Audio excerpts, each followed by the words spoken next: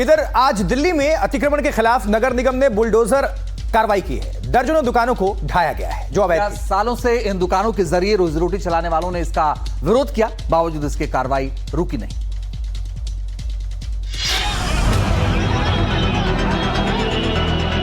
सुबह सवेरे नगर निगम का भारी भरकम अमला सेंट्रल दिल्ली के झंडेवालान में पहुंचा तो हंगामा मच गया।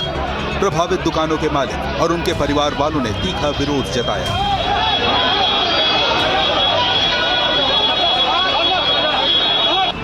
विरोध होता रहा और प्रशासन की मशीनरी अपने काम में जुटी रही। 60 से 70 दुकानें ढहा दी गईं, जो 30 साल से ज्यादा समय से संचालित की जा रही थी।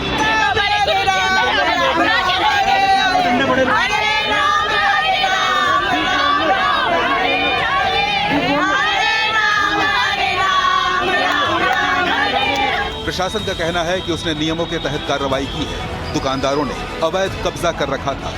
उन्हें जगह खाली करने का नोटिस भी जारी हुआ था, लेकिन किसी ने भी सामान नहीं हटाया और फिर उसे बुलडोजर एक्शन लेना पड़ा।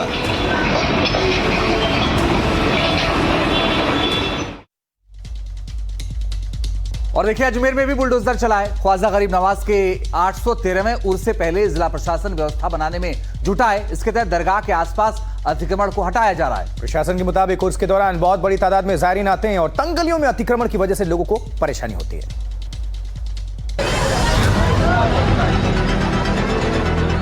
ख्वाजा गरीब नवाज के सालाना उर्स के मौके पर अजमेर में सारी दुनिया से ज़ायरीन उमड़ते हैं। इन गलियों में पैर रखने की जगह नहीं होती, लेकिन इस बार प्रशासन ने कमर कस ली है। उसके बुलडोजर इन तंग रास्तों को दुरुस्त करने निकले हैं।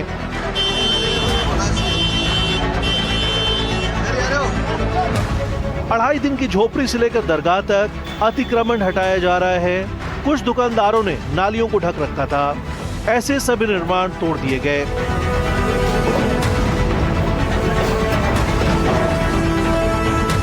इस दौरान 150 की तादाद में पुलिसकर्मी और अधिकारी हालात पर नजर रख रहे थे। अच्छी बात ये रही कि दुकानदारों और इलाके के लोगों ने भी सहयोग किया। कुछ लोग अपने हाथों से अतिक्रमण हटाते नजर आए।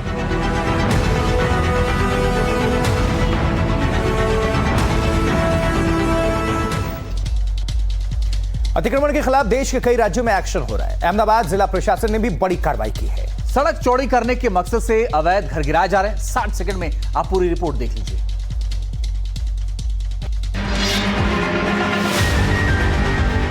कल तक यहां घर और बाजार गुलजार थे, अब चौरस मैदान दिखाई दे रहा है।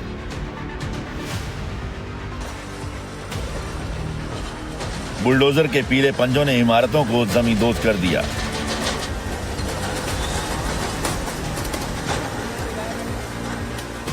सरकारी अमले ने नरेंद्र मोदी स्टेडियम के आसपास कार्रवाई की।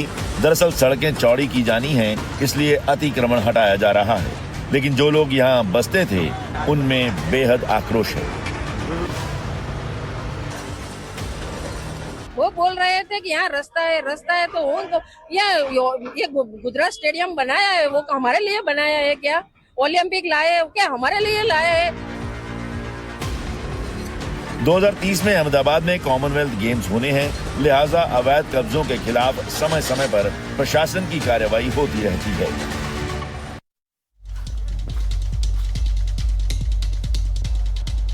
और बिहार में नई सरकार बनने के बाद से राजधानी पटना में अतिक्रमण के खिलाफ अभियान जारी है। शनिवार को भी ये सिलसिला बना रहा। देखिए, कुछ दुकानदारों ने प्रशासन की कार्रवाई के खिलाफ विरोध भी प्रकट किया। पूरी खबर जल्दी से दिखा देते हैं आपको। पटना जिला प्रशासन के ये बुलडोजर चीख कर ऐलान कर रहे हैं कि सरकारी जमीन पर हुए अतिक्रमण को मिट्टी में मिला दिया जाएगा। ठेले और रेहड़ी लगाने वालों पर भी सख्ती होगी। या तो वो खुद से गाड़ियां हटाएंगे या फिर प्रशासन का अमला हटा देगा। शनिवार को भी सरकारी अमला पूरे तामझाम के साथ पहुंचा। बोरिंग रोड इलाके में बुलडोजर अभियान चला। मुख्य सड़कों के अलावा फुटपाथ पर बैठे छोटे दुकानदारों को भी हटाया गया। कई लोगों ने विरोध का झंडा बुलंद किया। जिला प्रशासन की टीम बार बार अतिक्रमण करने वालों की पहचान कर रही है। ऐसे लोगों पर जुर्माना भी लगाया गया। सड़क पर अतिक्रमण ज्यादा होगा तो चलने का रास्ता नहीं बचेगा और गरीबों की दुकानें उजड़ेंगी। तो उनके सामने खाने पीने का संकट होगा। दोनों के बीच में संतुलन बैठाना जिला प्रशासन के लिए बड़ी चुनौती है।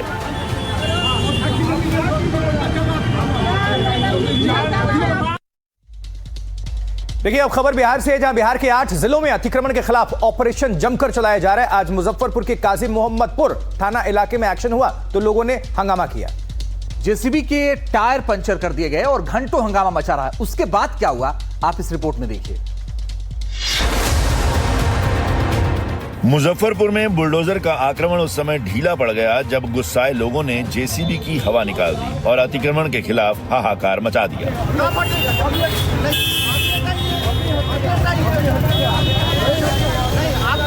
यहाँ छोटे दुकानदारों, व्यापारियों और निवासियों ने मिलकर मोर्चा खोल दिया और जेसीबी मशीन को रोक लिया।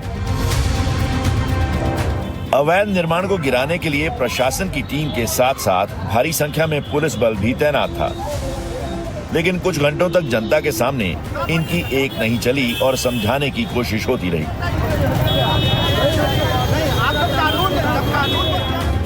मुजफ्फरपुर के काजी मोहम्मदपुर थाना इलाके में सड़क के किनारे सैकड़ों की संख्या में लोग दुकान लगाते हैं।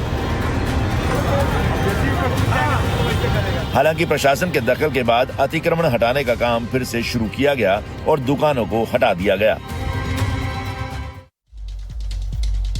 उधर महाराष्ट्र के संभाजीनगर से गिरफ्तार फर्जी इस मामले में कई चौंकाने वाले खुलासे हुए हैं। देखिए सूत्रों के मुताबिक जांच एजेंसियों को इसके पुख्ता सबूत मिल गए हैं कि फर्जी अधिकारियों का पूरा जो सिंडिकेट चल रहा था अब उसको डिकोड किया गया है। पूरी खबर देखिए जरा।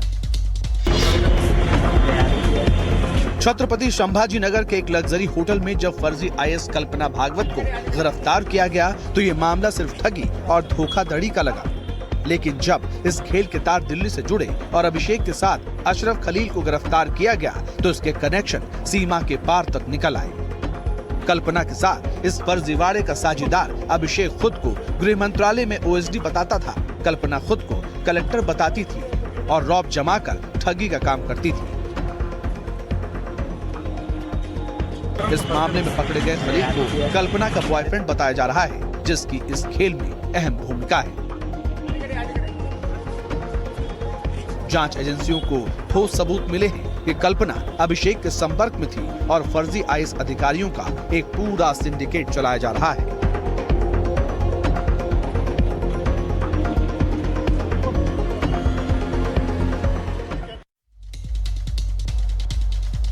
देखिए दुनिया भर में एयरबस A320 सीरीज के विमानों को अचानक बड़े पैमाने पर सॉफ्टवेयर और हार्डवेयर अपग्रेड के लिए ग्राउंड किया जा रहा है और इसकी वजह है सोलर रेडिएशन का खतरा। यह समस्या सीधे विमानों की सुरक्षा से जुड़ी है। हाल ही में एयरबस A320 की एक उड़ान में हुई घटना ने पूरे एविएशन सेक्टर को चिंता में डाल दिया था। आखिर क्या है ये समस्या जिससे दुनिया भर में हड़कंप मच गया और बड़े पैमाने पर उड़ानें प्रभावित हुई हैं, आपको विस्तार से बताते हैं। देखिए विमानों पर सोलर रेडिएशन का खतरा है। एयरबस की A320 सीरीज में यह समस्या मिली है। सूर्य से आने वाले उच्च ऊर्जा कण इलेक्ट्रॉनिक सिस्टम में प्रवेश कर सकते हैं और ये कण ELAC कंप्यूटर की मेमोरी में बीट फ्लिप गड़बड़ी पैदा कर सकते हैं। इससे विमान का एलिवेटर अचानक हिल सकता है, जिससे विमान अनियंत्रित रूप से नीचे झुक सकता है और यात्रियों की सुरक्षा खतरे में पड़ सकती है। European union aviation safety agency ने तुरंत सॉफ्टवेयर बदलाव के आदेश दिए हैं। दुनिया भर में आपको बता दें कि 6000 A320 विमानों की उड़ान पर फिलहाल रोक है। तो एयर A320 विमानों में खराबी का असर दुनिया के कई देशों पर पड़ रहा है।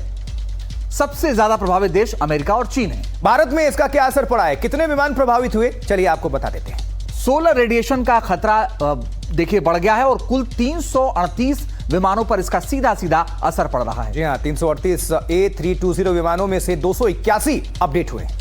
इंडिगो के 200 विमानों पर इसका सीधा सीधा असर पड़ा है और 184 में सॉफ्टवेयर अपडेट कर दिया गया। एयर इंडिया की बात कर लें तो इसमें 113 विमान प्रभावित हैं और 80 में सॉफ्टवेयर अपडेट करना है या किया जा चुका है। और एयर इंडिया एक्सप्रेस की अगर बात करें तो 25 विमानों पर असर है, जिसमें से 17 में सॉफ्टवेयर अपडेट हो गया है।